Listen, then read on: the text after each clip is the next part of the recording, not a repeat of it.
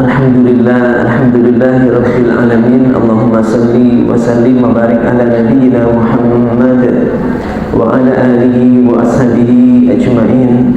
La hawla wa la quwwata illa billahil aliyyil azim. Kita bersalawat dulu. Salatullah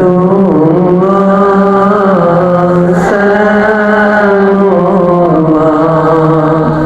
ala Taha Rasulillah. Salatullah salamullah ala Yasin Habibillah. Salatullah salamullah ala Taha Rasulillah. Salatullah salamullah ala Yasin Habibillah. Sehat semua ibu-ibu? Alhamdulillah. Mudah-mudahan bisa ikuti kajian dengan hikmat, dengan khusyuk, tidak mainan HP, tidak menghidupkan, menyalakan, tidak ngobrol. Karena di dalam kitab Fawaidul Mukhtarah disebutkan berbicara di masjid, ngobrol itu mengurangi pahala. Jadi ngobrol di masjid itu dapat mengurangi pahala. Pahala puasanya, pahala sholatnya, dan pahala-pahala yang lain dikurangi karena kebiasaan ngobrol di masjid. Nah, jadi masjid itu lebih banyak untuk khusyuknya, untuk bicara hal-hal yang penting. Alhamdulillah, hari ini kita bicara tentang puasa. Bu, dikatakan dalam Al-Quran, puasa itu kutiba alaikumusiyam, diwajibkan bagimu puasa. Mungkin sebagian kita bilang begini, ya Allah, umat Islam itu susah ya, pakai puasa segala. Enak umat agama lain nggak usah puasa. Umat Islam loh, pakai setahun sekali puasa, sebulan lagi puasanya. Jangan sampai ada perasaan gitu ya. Ada nggak perasaan gitu? Alhamdulillah. Pada yang ngerasa berat itu, Allah itu sudah ngasih tahu, kama kutiba alal ladzina min qablikum. Orang dulu juga sama wajib. Nabi Nuh itu puasanya setahun penuh puasa, setahun nggak puasa, setahun puasa. Jadi selang-seling. Sekali puasa 1 tahun. Sanggup nggak? Nggak sanggup, berat. Digantikan Nabi Daud, puasanya sehari puasa, sehari enggak, sehari puasa, sehari enggak, seumur hidup. Bukan cuman 1 tahun, bukan cuman 3 bulan. Itu puasa itu berlaku bagi Nabi Daud dan kaumnya seumur hidupnya syariatnya. Berat enggak? Berat. Enggak semua sanggup puasa Daud. Benar kan? Berat. Untungnya bagi umat Islam, puasa Daud itu hukumnya apa? Wajib atau sunnah? Sunnah. Kalau hukumnya wajib, nggak ada yang gemuk-gemuk kayak gini, nggak ada. Udah kurus semua, ya Bu ya. Mohon maaf yang gemuk jangan tersinggung ya. Gendut itu adalah langsing yang tertunda. Langsing cuman masih tertunda aja, tapi sebenarnya langsing.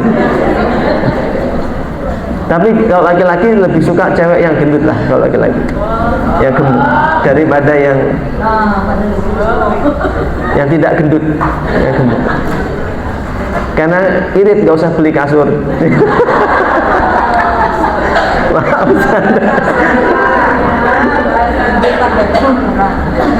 Gendut iya, suami itu merasa bangga loh mbak istri gendut. Iya, suami itu bangganya apa? Diopeni istrinya gitu loh. Tapi kalau kurus itu kayak suami itu kayak nggak berhasil membahagiakan istri. Jadi ibu yang gemuk-gemuk itu berbahagia. Ibu telah membuat suami bangga. Ya ngayem-ngayem nih. Jadi lanjut ya. Jadi puasa itu kayak gitu.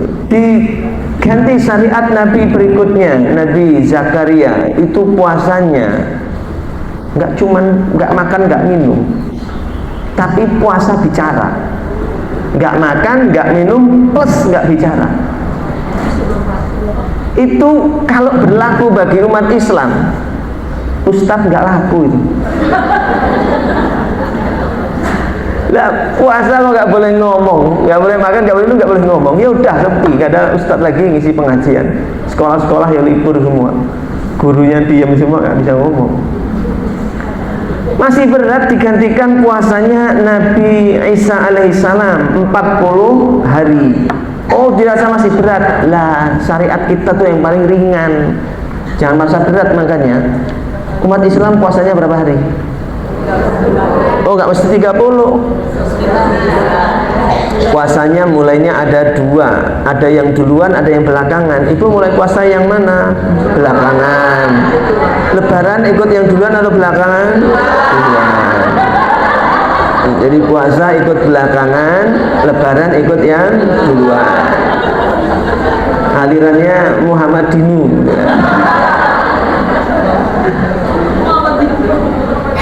Ada jamaah WA saya, Ustadz ini kan kemarin saya puasanya ikut tanggal 18, ikut yang duluan hari Rabu.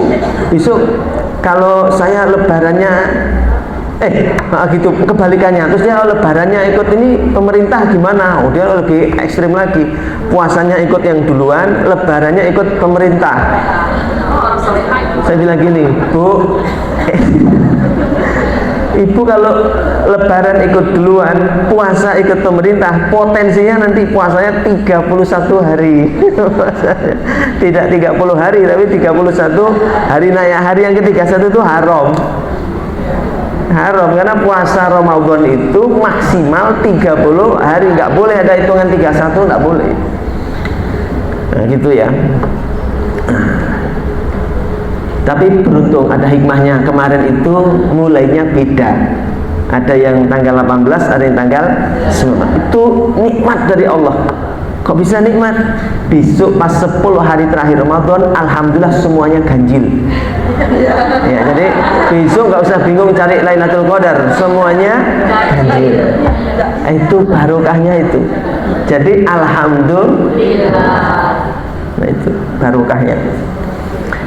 Nah puasa itu kutiba alaikumusiyam, diwajibkan bagi kita puasa. Wajib itu hanya untuk orang yang memenuhi 5 syarat. 1 syarat kurang tidak wajib baginya berpuasa. Harus 5 ini melekat pada dirinya. Apa? 1 Islam atau Muslim, orang Islam atau Muslim. Maka orang kafir tidak wajib puasa, tapi besok disiksa karena 2 perkara, kekafirannya dan tidak puasanya di bulan Ramadan. Bagaimana orang murtad? Orang murtad umur 20 tahun nikah dengan non muslim, ikut suaminya non. Lalu umur 30 tahun cerai, balik masuk Islam. Berarti murtad selama 10 tahun.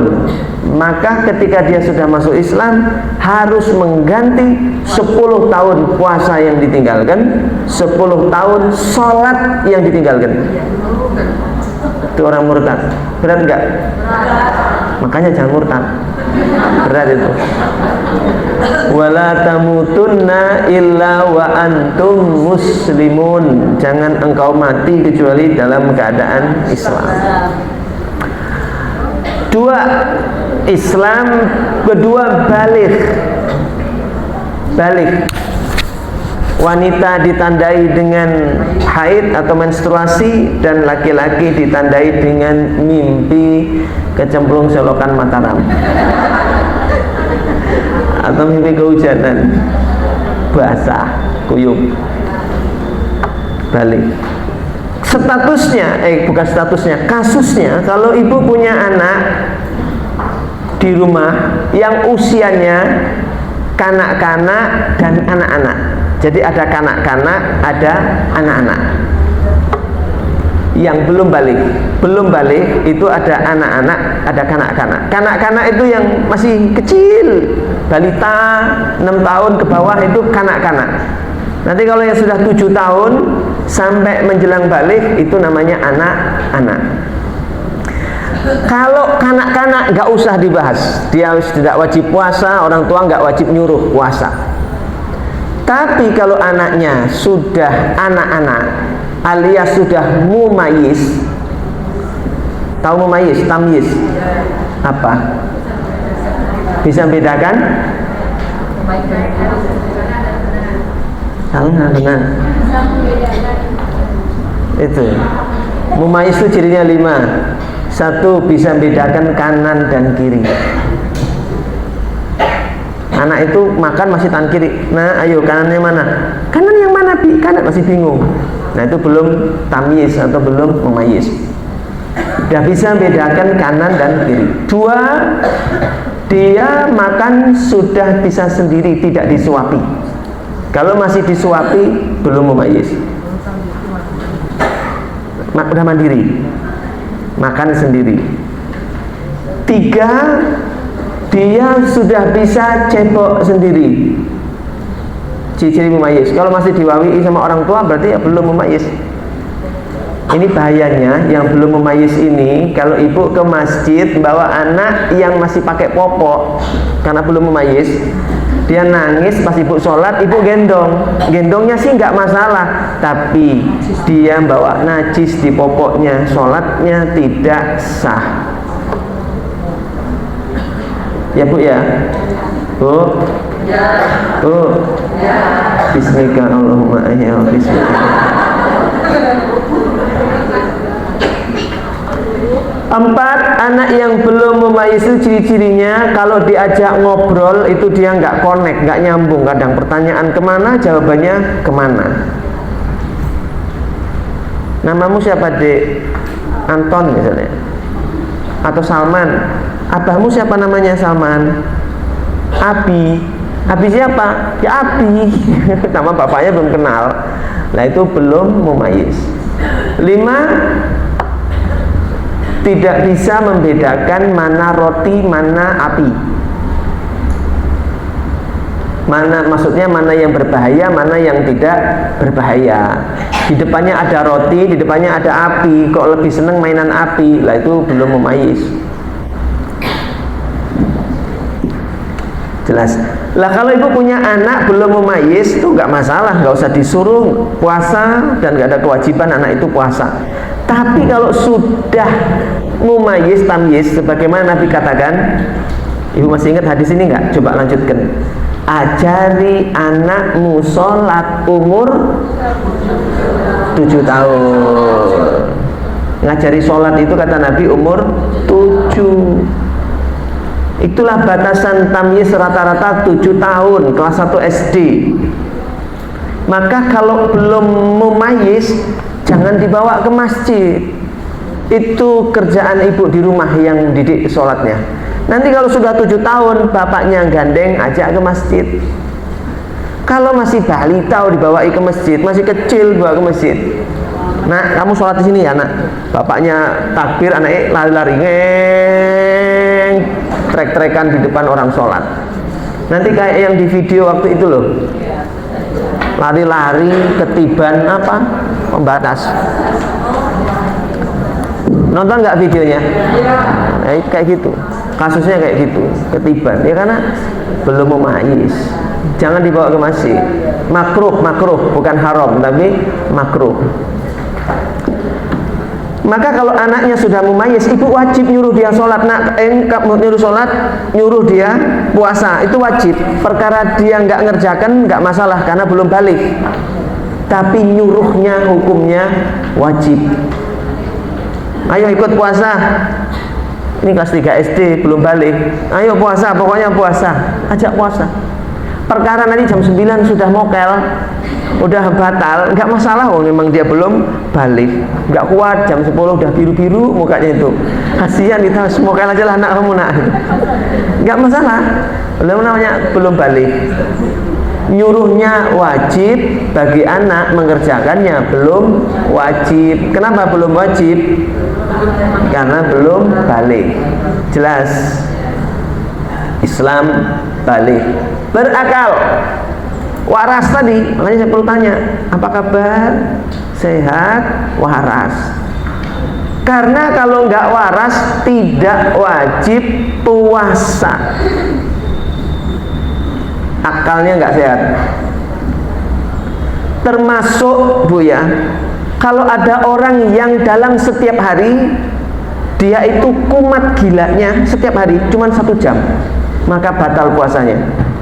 Jadi setiap jam 11 siang kumat edane, gendenge kumat, tapi cuma 1 jam loh, jam 11 sampai jam 12 tok kumat gilanya, maka puasanya batal. Kenapa kok bisa setiap jam 11 jam 12 kumat? Mungkin obatnya habis. Nah, obatnya habis, maka orang harus seperti itu minum obat. Bu, ini saya bukan bercanda, ini serius.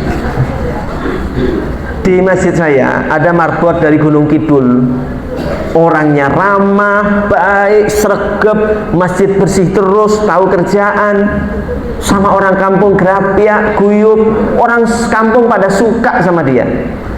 Marbotnya ini, badannya juga sehat, bagus. Kami senang, alhamdulillah punya marbot kayak gini, senang.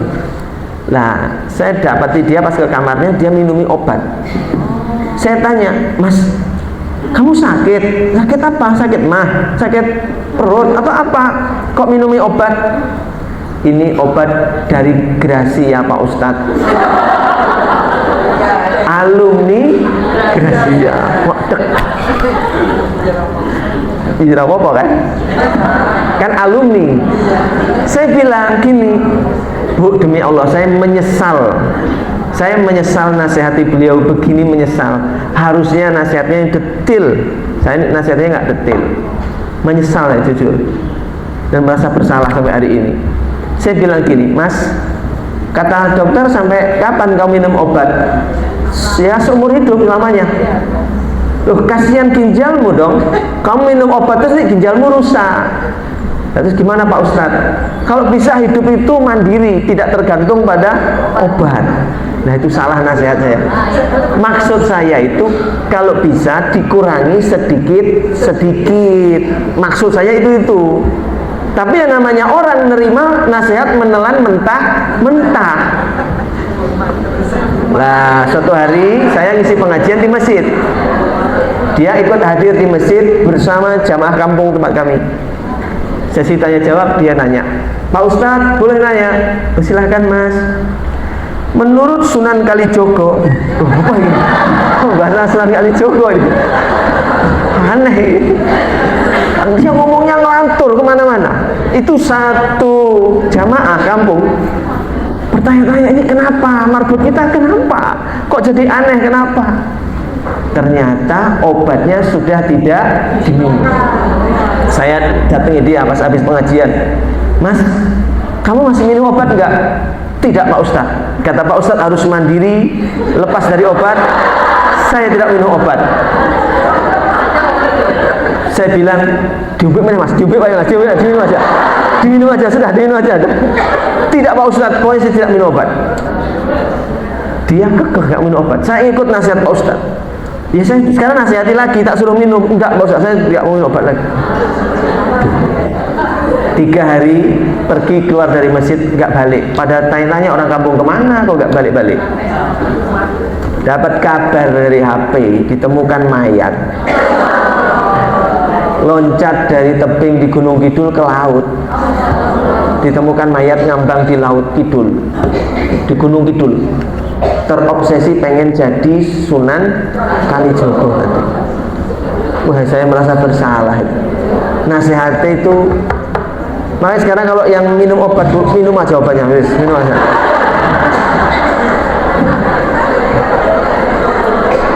Jangan nggak diminum, minum aja.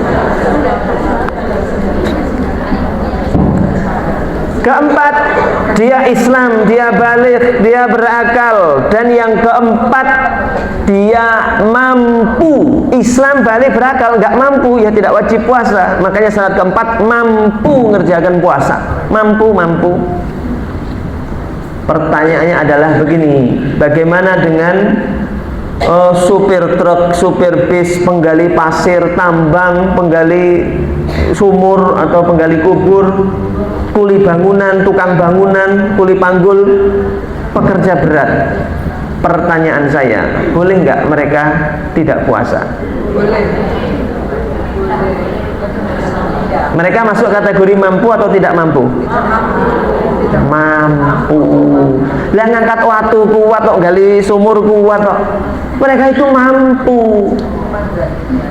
Jadi nggak boleh kalau ada tukang bangunan kerja di rumah ibu lagi renov rumah misalnya. Pagi kok dia udah ngerokok, ngopi jam 8. Ibu nyugui, dia dosa, ibu ikut dosa. Tukang itu harus tetap puasa, wajib. Dia mampu kok. Perkara nanti jam 12 siang ngangkat bata itu terus udah jalannya agak oleng itu, pucat mukanya, ibu segera tanya, jalannya juga udah agak oleng itu, Bapak kenapa Pak? Kayaknya saya mau mati ibu ini, bu, kayaknya. Segera kasih minum, kasih biar berbuka. Itu boleh dia batal kalau nggak mampu tuh boleh, tapi dari pagi namanya pekerja berat, tukang becak segala macam, dia harus niat berpuasa dari pagi. Perkara nggak mampu di tengah jalan medot mutus nggak masalah, besok dia ganti di hari yang lain.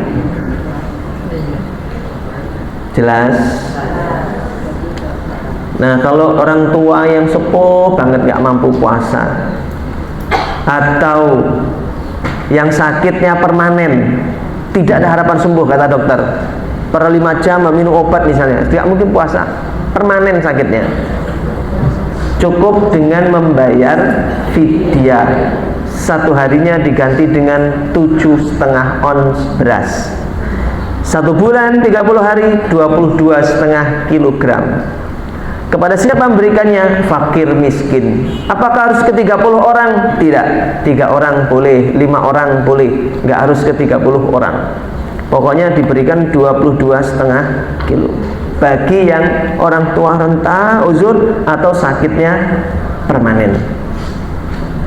Bapak kok nggak puasa? Saya punya sakit permanen Pak Ustadz. Sakit apa Pak? Panu. Panu memang agak permanen sebagian, gak sembuh-sembuh, tapi itu bukan alasan.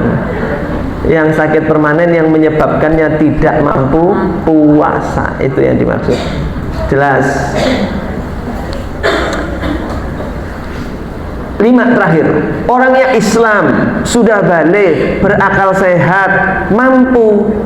Lah syarat kelima nggak dipenuhi, ya nggak wajib puasa. Apa syarat kelima? Posisinya dia sedang mukim, alias tidak sedang safar, orangnya disebut musafir. Maka kalau musafir itu boleh tidak berpuasa, bukan wajib tidak puasa, bukan, boleh, dia boleh memilih tidak puasa. Namun perlu diketahui, musafir atau safar yang bolehnya tidak puasa harus memenuhi 3 syarat. Ini pengajian ini mau banyak poin-poinnya ya, banyak nyatet dengan. Alhamdulillah. Kan lebih enak, ada poin ini, dadak poin ini, dadak. Ada telepon dari Pak Prabowo kayaknya. Itu ada proyek MBG mungkin. Diangkat aja. Lupa beliau belum mematikan. Dimaafkan. 3 syarat safar itu bolehnya orang nggak puasa dari pagi. Maksudnya nggak puasa dari pagi loh ya. Dari pagi niat nggak puasa, seorang musafir boleh. Tapi syaratnya 3. 1, tujuan perginya bukan untuk maksiat. Seperti kalau menjelang lebaran di jalan-jalan banyak orang pada pada apa? Menjelang lebaran mudik. Ya, itu kan bukan maksiat. Boleh dia tidak puasa. Kalau perginya maksiat, wajib malah baginya puasa. Sejauh apapun dia pergi, kalau tujuannya maksiat, wajib puasa. Bapak kok nggak puasa? Safar Pak Ustadz. Kemana Pak? Gunung Kawi Pak Ustadz. Bapak ngopo biayaan dengan Gunung Kawi Pak? Saya itu Pak Ustadz di rumah ternak ayam, ternak bebek, ternak kambing, ternak sapi nggak pernah berhasil. Saya mau coba ternak tuyul, sepertinya kalau ternak tuyul ini prospektif Pak Ustadz. Jadi karena tujuannya untuk cari ternak tuyul tadi itu ya maksiat, wajib puasa. 2. Syarat safar yang boleh tidak puasa. Ini syaratnya ini nggak boleh cuma terpenuhi satu loh ya. 3-tiganya harus terpenuhi. Cuman 2 terpenuhi nggak bisa, harus 3-tiganya terpenuhi. 2. Jarak tempuh perjalanannya minimal 82 kilometer. Sekali jalan, bukan bolak-balik. Sekali jalan. Kilometer, bukan kilogram. Kan jarak tempuh kilometer 82 minimal. Ibu kok nggak puasa? Saya safar Pak Ustadz. Kemana Bu? Klaten Pak Ustadz. Klaten, Prambanan sini.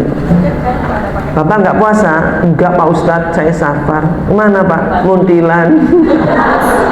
Muntilan dekat. Jadi 82 km. Saya tanya ibu-ibu, Semarang masuk nggak? Masuk. Solo? Tidak masuk. Belum sampai ya. Surabaya? Bandung? Berarti paham. 3. Perginya mudik, bagus, bukan maksiat. Kemana mudiknya? Ke Bandung, sudah bagus, jauh. Syarat ketiga nggak terpenuhi, wajib puasa. Apa syarat ketiga? Dia keluar dari rumahnya sebelum subuh.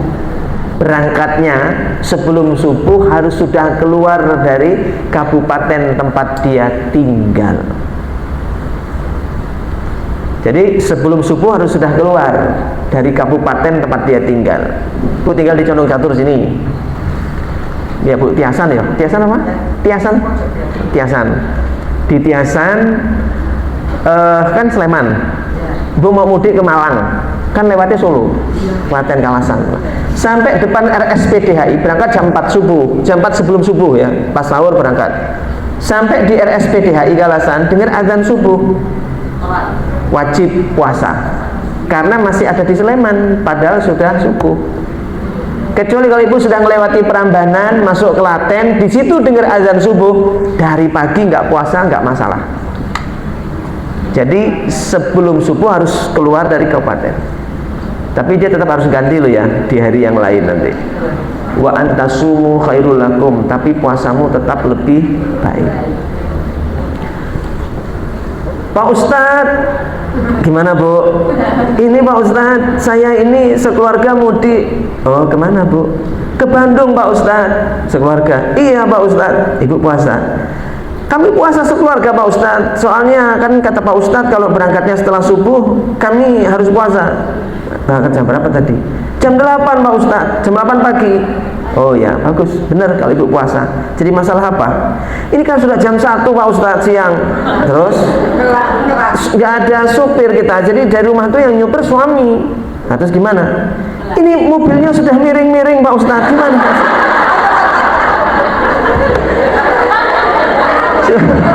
Suaminya itu boleh nggak suaminya batal? Boleh. Jangan semuanya ikut batal ya. Yang batal yang kelaparan aja ini suaminya. Lebih baik satu berkorban nih, suaminya batal, daripada satu mobil pindah alam semua. Jelas ini, jelas. Mokel itu nggak masalah kalau emang dia nggak mampu berat, karena misalnya tukang tadi kan di tengah jalan, tukang bangunan jam 12 sudah nggak kuat, tapi tetap wajib ganti. Tapi dia harus puasa dari awal. Tukang bangunan puasa dari awal. Musafir yang berangkatnya setelah subuh puasa dari awal. batal tidak masalah, yang penting ganti ketika dia sudah nggak kuat. Itulah 5 kategori kutiba alaikumusiyam, wajib bagi kalian puasa. Puasa itu harus memenuhi 2 unsur, zahir dan batin. Sama kayak sholat. Sholat kalau zahirnya dikerjakan, batinnya nggak dikerjakan, nggak diterima sholatnya. Sholat tarawih 11 rakaat, ya dia berdiri, ya dia baca Al-Fatihah, baca surat, ya dia juga ruku, iktidal, sujud, tasyahud, semua dikerjakan sampai salam, dohirnya. Tapi nek batinnya riya, nggak ikhlas, diterima nggak? Nggak diterima. Jadi sholat itu memenuhi 2 unsur, dohirnya ditunaikan, dohirnya diperhatikan. Sama puasa juga begitu, dohirnya puasa ia menahan diri dari hal-hal yang dapat membatalkan puasa, makan, minum, dan hal-hal yang dapat membatalkan puasa. Misal, contoh, saya tanya, apa hukumnya nggak sengaja kumur-kumur, nggak sengaja tertelan air, nggak sengaja loh, batal nggak? Tergantung. Enggak, tergantung. Tergantung apa? Kumur-kumurnya kumur-kumur apa ini? Kumur-kumur ibadah atau bukan? Kumur-kumur itu aslinya membatalkan puasa jika kumur-kumur pakai es teh.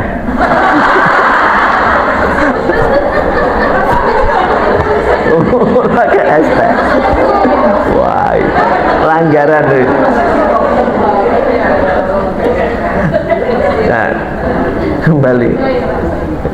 Jadi kumur-kumur itu ada 2, kumur-kumur ibadah dan kumur-kumur bukan ibadah. Apa contoh kumur-kumur ibadah? Ada 2 kumur-kumur ibadah itu. Satu, ketika wudhu dia kumur-kumur, karena wudhu itu ibadah, kumur-kumurnya juga ibadah. 2, kumur-kumur bersihkan najis yang ada di mulut. Pak Ustadz nggak salah kok. Emang di mulut kita ada najisnya? Emangnya kita Scooby-Doo? Emangnya kita segawon kok ada najisnya? Gini loh Bu, Ibu siang-siang meludah, kok ludahnya warnanya merah, berarti kecampur apa? Darah, gusinya berdarah, dan darah itu hukumnya najis, berarti di mulut ada najis. Ada teman pakai parfum, baunya nyegerak banget, mual nih, muntah. Nah, muntah itu najis, muntahan itu najis. Sebagian keluar, sebagian ketinggalan di mulut. Berarti di mulut ada najisnya. Wajib bagi dia kumur-kumur, wajib. Kalau wudu sunnah itu, kumur-kumur ketika wudu, kumur-kumur ketika wudu, hukumnya sunnah. Jangan wudu nggak pakai kumur-kumur sah. Tapi kalau bersihkan najis itu wajib hukumnya kumur-kumur. Kalau pas wudu, jenengan kumur-kumur, kalau sengaja nelan jelas ya, masuk 3 kali kok keluar 2 kali. Kumur-kumur 3 kali, yang keluar 2, berarti dikorupsi. Jelas ya itu. Kalau nggak sengaja loh, pas lagi kumur-kumur wudu, ada geledek ketelan. Gitu. Batal nggak? Enggak batal, karena kumur-kumur ibadah. Jelas ya. Saya berusaha untuk menjelaskan dengan yang santai, yang ringan-ringan, tapi yang penting paham. Kumur-kumur ibadah, wudu, bersihkan najis. Nah, kumur-kumur bersihkan najis itu wajib sampai ke sini. Tak ulangi, mulut berdarah, gusi berdarah, ada muntahan, itu harus kumur-kumur sampai sini. Sini. Gimana caranya? Gini caranya. Saya kumur-kumur, gitu loh, sampai ke sini. Bisa kan? Lah, kalau pas jenengan ada geledek,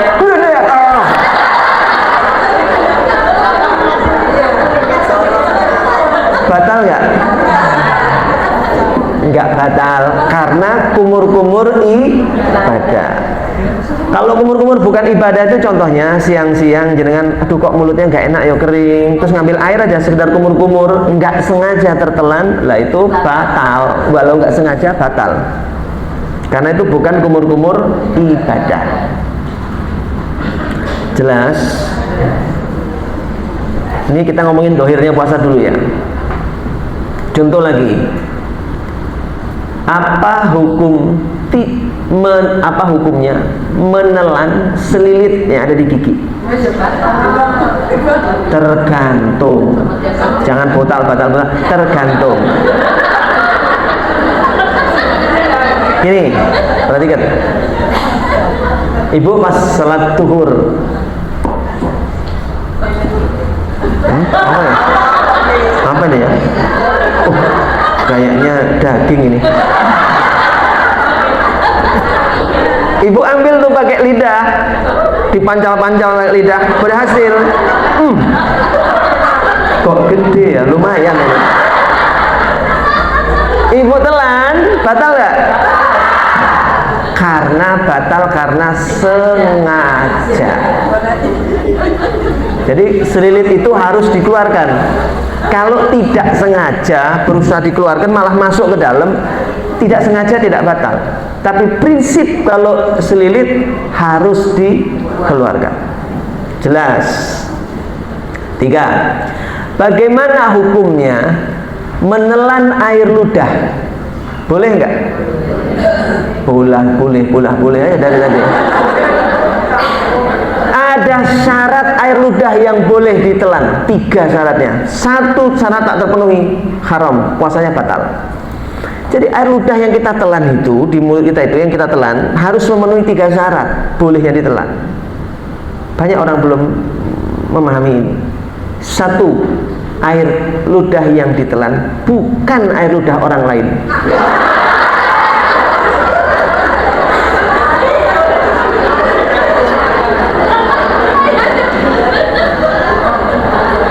Ini saya sedang bicara dengan orang yang nggak paham, pasti nggak paham. Jenengan bayangkan di meja ada ludah orang dijilat gitu. Itu namanya CGI. Gini maksudnya Bu, masih muda, Ramadan, nikah, pasangan muda deket-deket, kesetrum mereka nih, tegangannya masih tinggi, ciuman suami istri siang-siang, ludahnya istri masuk ke mulut suami, ludahnya suami masuk ke mulut istri, menelan air ludah orang lain, itu maksudnya, bukan ludah yang ada di meja dijilat. 2. Air ludah yang boleh ditelan, air ludah yang murni dan suci. Syaratnya itu murni dan suci. Ada yang namanya Bu murni? Murni itu air ludahnya tidak kecampur zat lain. Betul-betul air ludah murni. Gak boleh kecampur sirup, kecampur nasi, nggak boleh. Air ludah itu murni air ludah. Suci, nggak kecampur barang najis kayak darah, muntahan tadi. Betul-betul air ludah. Makanya kalau orang meludah kok ludah saya merah, ada darahnya, malah jenengan telan, batal puasanya. Makanya kalau pas meludah merah harus diludahkan terus sampai bening dan kumur-kumur sampai bersih sampai tadi. Ya, bersih, jangan ditelan. Ya, bersihkan najis itu begitu kumur-kumurnya. Bu? Ya.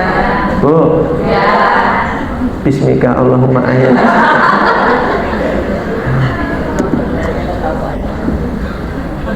Yang ketiga, air ludah yang boleh ditelan. 1 tadi apa? Bukan air ludah orang lain. 2, murni dan suci.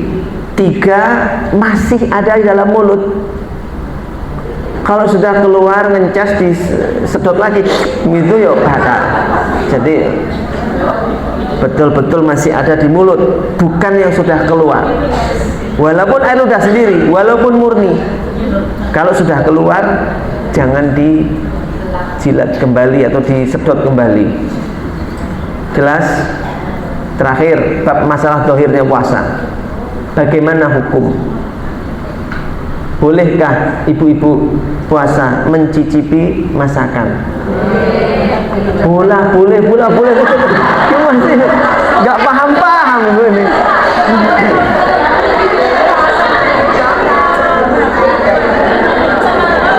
Hei, Bu, ibu-ibu yang saya muliakan, nyicipi masakan itu ada syaratnya, harus dipenuhi syaratnya tiga syarat. Dari tadi loh, dari awal sampai akhir saya ngomongnya pakai poin-poin semua. 3 syarat boleh mencicipi masakan. 1 harus dipenuhi ini. Yang mencicipi hanya yang masak. Jangan suami anak, ayo anak sini nih, pak, ayo. Bojone anaknya kabeh nyicip semua.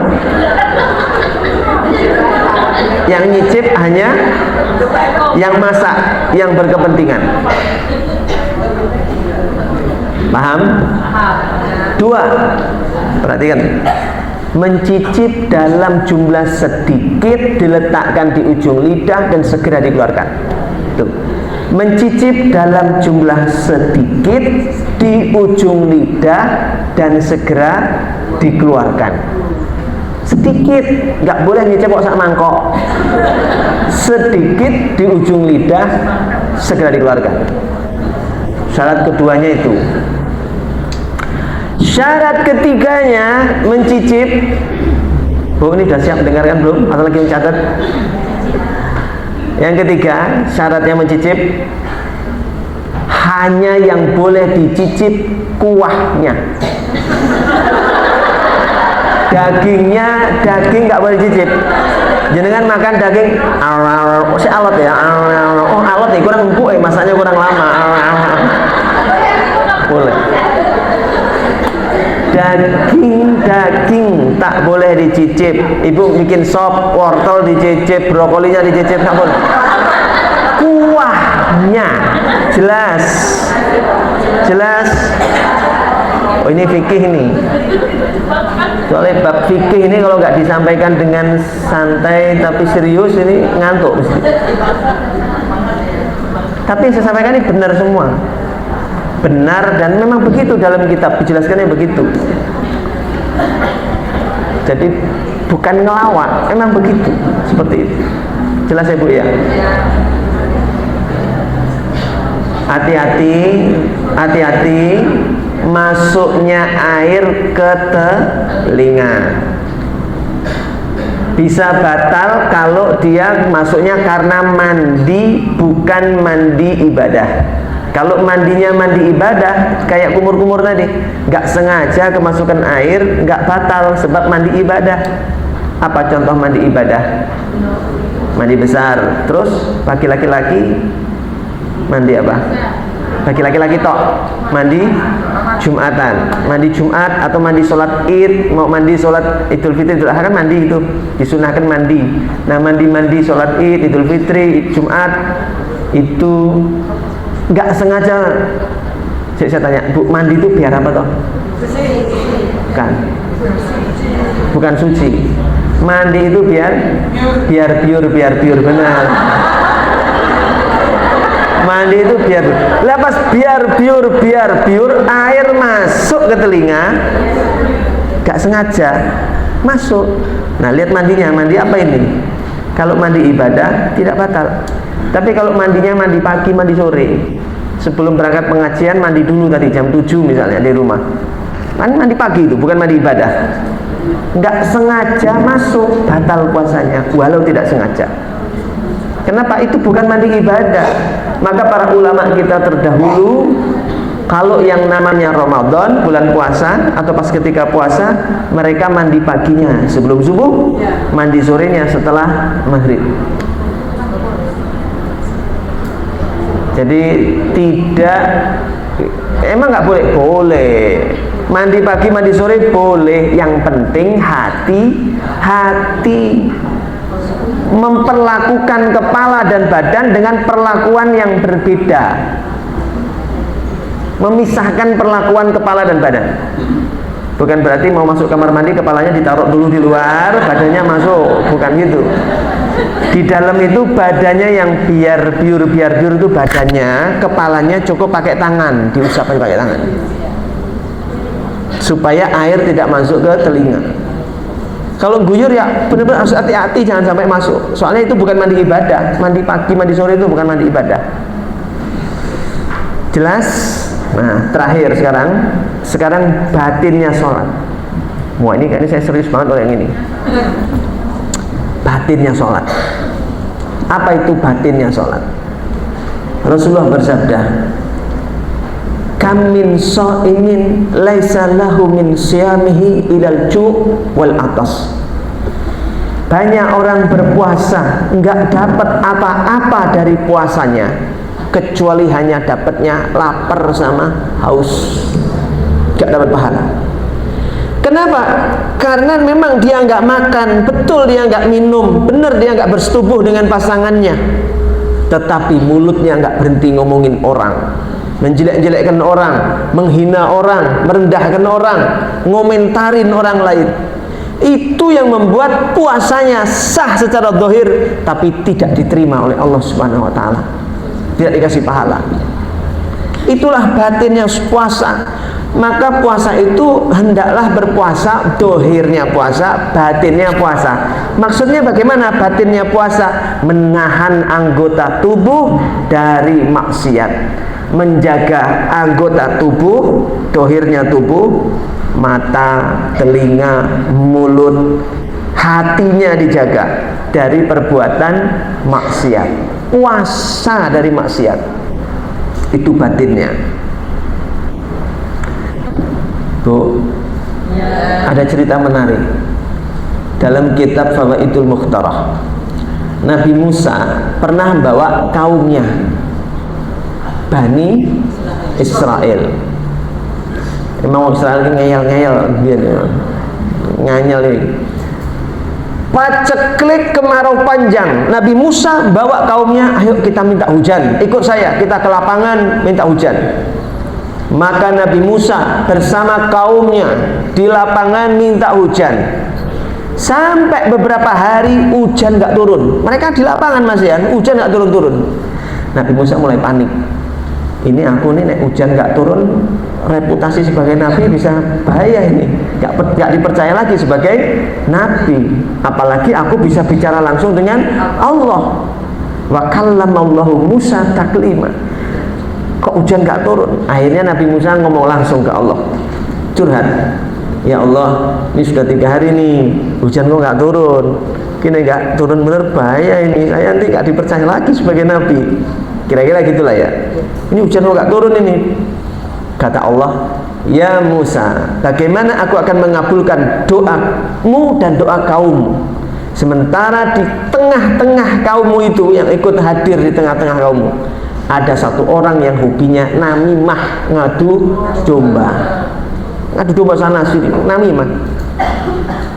Karena dia, doa kalian aku tidak terima, aku tolak doa kalian. Lah lucunya Nabi Musa itu bilang gini, ya Allah, siapa orangnya? Spill dong. Nah, itu. Siapa orangnya? Kasih tahu dong. Kata Allah begini, lucu. Allah jawab begini, ya Musa, aku itu melarang ghibah, kok malah diajak ghibah. Allah bilang, aku itu melarang berghibah, kok malah diajak ghibah. Pokoknya ada salah satu orang dari umatmu. Oh iya, Nabi Musa merasa bersalah. Nah, maksud Tuhannya diajak ghibah. Akhirnya Nabi Musa bilang kepada kaumnya, suruh bertobat dari dosa namimah, ngadu domba. Ketika satu orang itu bertobat, semuanya bertobat, baru hujan turun. Jadi kalau di majelis begini, kita tutup dengan doa bersama. Satu orang hobinya suka madul sana sini, ini yang bikin doa-doa tidak terangkat. Kecuali bertobat dulu, sebelum doa itu tobat dulu. Min jami'iz dzunub, dari segala bentuk dosa, tobat. Namimah, suka ngadu domba. Orang yang suka ngadu domba itu gak usah nunggu di akhirat, di alam kubur sudah disiksa duluan. Ingat kisah Nabi sedang jalan bersama beberapa sahabat, tiba-tiba Nabi berhenti, ngelihat ada 2 kuburan. Nabi berhenti. Kata Nabi, yu'adzabani, dua orang ini sedang diazab, bukan karena dosa besar, tapi karena yang satu tidak menjaga pakaiannya dari najis ketika buang air kecil, yang satu diazab karena hobinya yamshi namimah, bin namimah, dia jalan di muka bumi dengan ngadu domba, ngadu sana supaya berantem, ini omongannya ini laporkan ke ibu itu omongannya laporkan biar berantem, dan dia senang lihat orang lain berantem. Gak usah nunggu di akhirat, di alam kubur sudah disiksa mereka ini. Maka Nabi ngambil pelepah kurma, disigar jadi loro, dibelah dua, ditancepin. Kata Nabi, mudah-mudahan selama pelepah kurma ini masih basah, Allah masih ringankan siksa, dikasih keringanan siksa.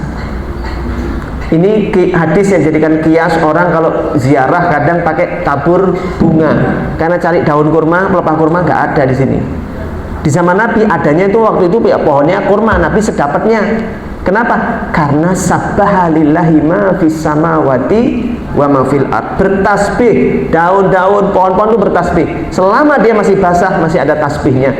Lah tasbihnya pohon daun kurma tadi yang ditancepin, tasbihnya harap dapat meringankan siksa. Jika tasbihnya, zikirnya makhluk aja yang bukan manusia dapat meringankan siksa kubur, apalagi zikir dan doanya orang yang masih hidup kepada orang yang sudah mati. Jelas? Jelas. Zikirnya pohon aja dapat meringankan, membantu meringankan siksa kubur, apalagi zikirnya kita kumpul zikiran mendoakan orang yang sudah mati. Bisa dipahami ini? Tapi ibu jangan suatu ketika lewat kuburan, ibu ngambil daun, pelepah, pohon kelapa atau apa, tancepin. Dua orang ini sedang disiksa. Oh jangan bilang itu. Itu namanya sombong. Gak boleh suuzon. Itu ya. Jadi namimah itu bahayanya, masya Allah. Nah sekarang itu di HP isinya cuman jelek-jelekan ustadz ini, ustadz itu. Potongan penggalan ceramah kiai ini dipenggal, digabungkan sama ustadz itu, seakan-akan mereka berantem. Kiai sama ustadz, Gus sama ustadz, Gus sama kiai, Habib sama ini, dianggap biar berantem. Orang yang cari follower, cari subscriber, cari uang dengan bikin konten kayak gitu, haram dia ngambil dari uang itu. Anaknya nggak akan jadi orang soleh, anaknya tidak ada, karena ngasih makan pakai cara yang haram. Dan yang nonton ya terpengaruh. Dasar ustadz opo, ustadz ini, kiai apa kayak ini, Gus kok kayak gini. Ibu ikut komentar. Kalau ikut komentar, ikut berdosa. Kenapa? Iblis diusir dari surga karena punya penyakit sombong. Sombongnya iblis kenapa? Dia mengatakan ana khairum minhu, saya lebih baik dari dia. Orang berani jelekkan orang lain, merendahkan orang lain, ngomentari orang lain karena ngerasa dirinya lebih baik. Coba kalau dia memang gini loh, ada satu ustadz error, tapi jangan gara-gara satu ustadz kita terpengaruh nonton itu, lalu kita benci semua ustadz. Gara-gara satu kiai nyeleneh, kita benci semua kiai. Gara-gara satu gus rodok dugal, lalu kita benci ke semua kalangan gus. Agama macam apa itu? Apa kita diajarkan kayak gitu? Kita sama sekali nggak diajarkan membenci orang kayak gitu. Gara-gara terpengaruh oleh tadi orang suka ngadu domba, bikin konten kayak gitu. Jadi citranya gus jelek, citranya kiai jelek, citranya habaib juga jelek. Kelakuan orang-orang yang suka namimah. Jangankan di akhirat, di alam kubur yang suka bikin konten kayak gitu sudah disiksa oleh Allah. Termasuk jenengan yang suka nge-share ulang, nonton berita kayak gitu, di-share lagi, share lagi. Apa kepentingan buat jenengan dan manfaatnya itu apa? Gak ada manfaatnya.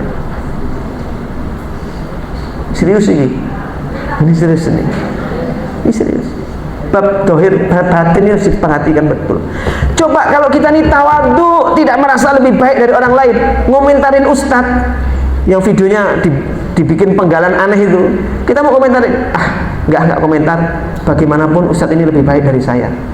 Nonton video ada seorang gus menghina bakul es teh, mau komentar, nggak, gus ini mungkin di mata Allah lebih baik daripada saya. Mau komentarin kiai, bisa jadi kiai ini lebih baik dari saya. Kalau hatinya tawadhu, mana mungkin sempat menghina orang lain.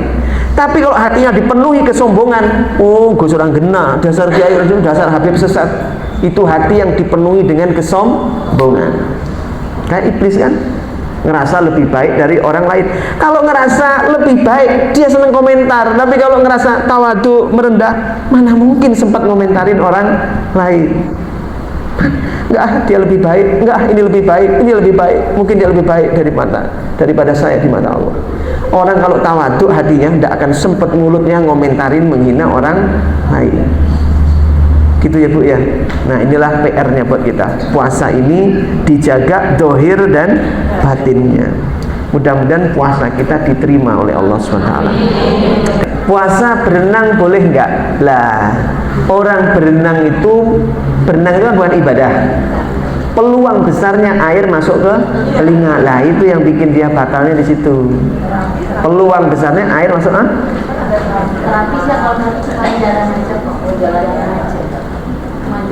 ya berarti bukan berenang. Berenang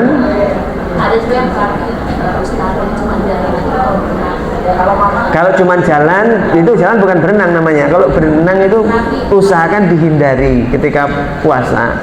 Kalau berenang karena terapi, selama dia masih bisa nunda nanti setelah Ramadan terapinya, dan dia nggak ada masalah, nggak ada persoalan, ditunda aja lah.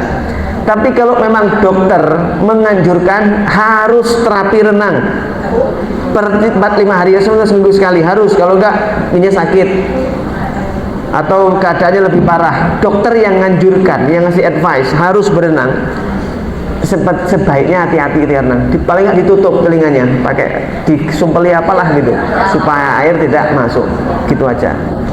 Ya tadi, kalau kita lagi lihat yang tidak baik, emosi lagi nggak baik, itu segera keluar yang baik aja. Doakan yang baik itu aja tadi, sudah. Doakan yang baik aja sudah itu. Jangan kepancing ikut emosi, ingat marah. Contoh Bu ya, maaf, halo? Jujur ya, dalam hati nggak setuju kalau presiden kita masuk dalam BOP. Itu kan bentukannya Amerika dan Israel, kok malah masuk ke situ. Hati itu nggak cocok. Tapi yang dikedepankan tuh husnuzon.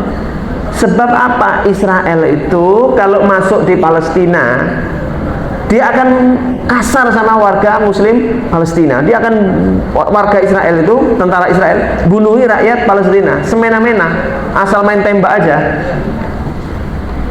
Kalau ada tentara lain yang masuk, dianggap musuh, pasti ditembak. Maka presiden kita bisa jadi lewat jalur dalam, petugas perdamaian. Ini kan masih bolos satu organisasi di BOP. Jadi kalau misalkan tugasnya ingat perdamaian, maka kalau di situ tentara Israel mau berbuat dolim, dicegah sama TNI. Jangan. Ini perdamaian, dia bisa mencegah dan nggak akan perang sama orang Israel. Kenapa? Satu organisasi, satu barisan. Jadi dengan cara itulah mungkin Prabowo ingin menolong warga Palestina supaya nggak mengalami dampak kekerasan yang lebih parah daripada tentara Zionis Israel. Jadi harus husnuzon, dulu, jangan langsung keluar, dasar presiden, presiden nggak jelas. Jangan menghina orang kayak gitu. Kenapa kok kita nggak berhenti mulut kita nih berkata yang tidak baik? Bagaimanapun Pak Prabowo itu, saya bukan berarti bela beliau. Beliau itu pernah sekolah, Panglima TNI, Danjen Kopassus loh dia. Ya, Danjen Kopassus dia posisinya. Di militer dia tuh predikatnya selalu yang terbaik. Dia pernah sekolah intel, pernah sekolah ini, dia lebih pengalaman daripada kita yang nggak pernah sekolah kemiliteran. Tapi kita ngomentari kayak lebih pinter daripada dia. Janganlah. Bukan saya bela dia loh ya, tapi kita tempatkanlah posisi kita pada tempatnya. Gitu ya Bu ya. Jangan gampang kepancing emosi. Kita doakan yang baik semua orang. Tadi siapa nanya? Ibu. Mudah-mudahan suami ibu diberi kesembuhan, kesehatan, diberikan kekuatan, sakitnya mengangkat derajatnya, mudah-mudahan sakitnya menggugurkan dosa-dosanya. Al-Fatihah. Bismillahirrahmanirrahim. Ya